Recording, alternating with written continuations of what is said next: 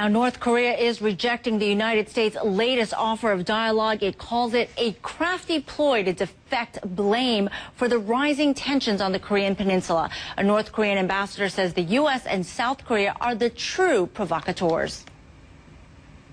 All newspapers and mass media are talking about tense situation on the Korean peninsula. But the point is, the problem here is that they are describing as if Deep Korea is provocating. But that is not true.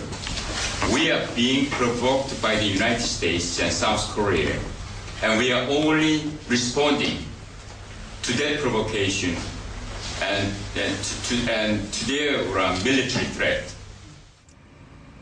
North Korea is also making new threats against the South. Kyung La joins us now from Seoul with the latest. So, Kyung, how do you read all of this?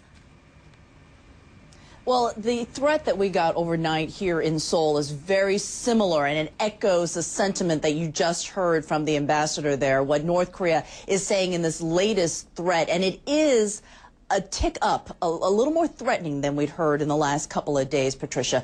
This is basically saying that North Korea does not have any intention of backing away from its nuclear program as long as these U.S. South Korean drills continue. These drills are expected to go throughout the end of the month. North Korea is saying that as long as the United States is waving this nuclear stick, it will continue its nuclear program.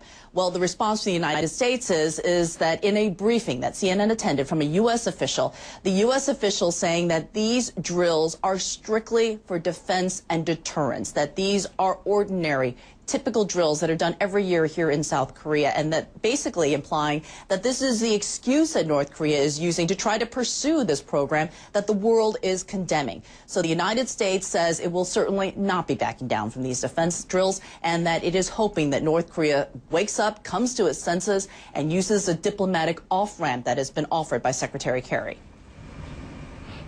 Now, Kyung, North Korea has called the U.S. offer of dialogue a crafty ploy. But is that an outright rejection? It's not. You know, it's like some guy sits in a room in North Korea and tries to write out all these crafty sentences.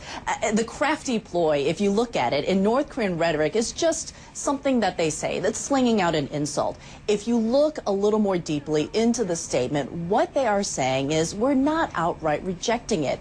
What North Korea truly wants is a one-to-one direct dialogue with the United States. Now, that's something that's probably not going to happen. What the United States is hoping for are the six-party talks, because who is sitting at that table?